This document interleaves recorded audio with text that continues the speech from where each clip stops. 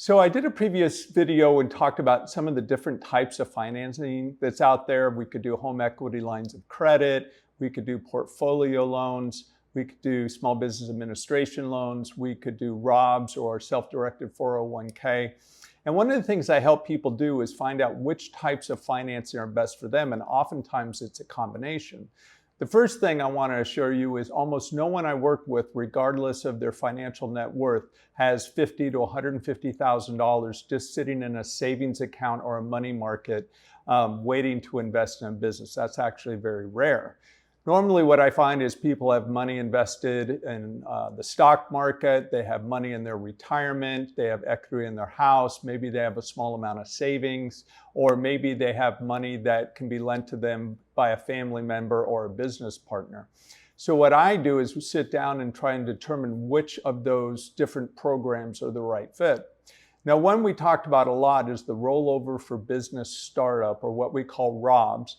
And it's where you create a self-directed 401k and the business actually becomes the asset of that 401k.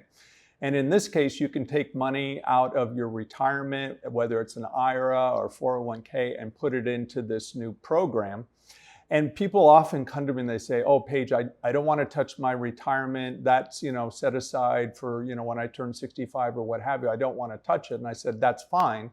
But one of the things you might want to think about is if all that money is in the stock market, what happens if the stock market takes a downturn and you're reliant on that money to pay your regular expenses?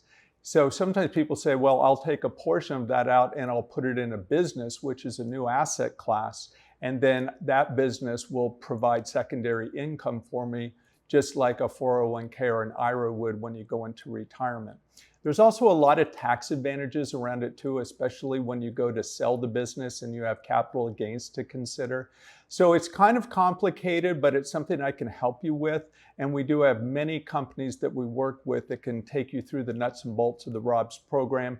And they also do all the other types of financing that I talked about. So feel free to just click on my Calendly link using the QR code and we can talk about it more.